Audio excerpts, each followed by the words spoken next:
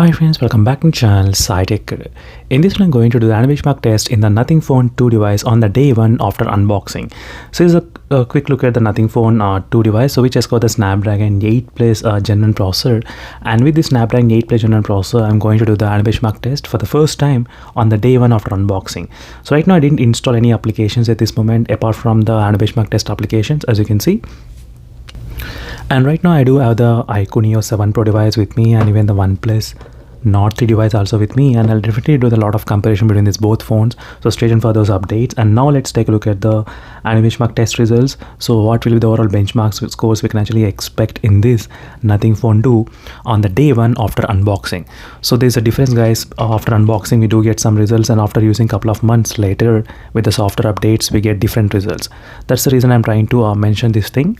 And this is the latest benchmark version which I'm trying to use, which is a 10.0 version. So let's get started with the benchmark test in this Nothing Phone 2.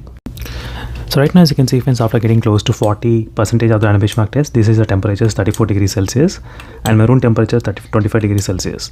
And I will be back at the end of the test results to check the temperatures. So here's a quick look at the benchmark test results in this Nothing Phone 2 with the Snapdragon 8 Plus Gen 1 processor. So here's a Nothing Phone 2 device.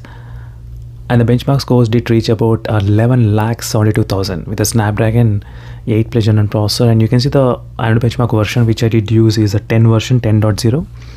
And these are the benchmark scores what you can actually expect in this Nothing Phone 2. And the battery dropped by 5% and the temperature increased maximum by 35 degrees Celsius from 27 degrees Celsius.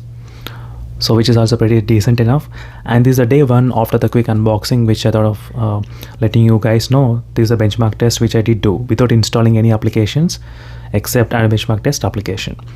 Meanwhile, signing off friends, thank you for watching. Until instead of more updates, and bye.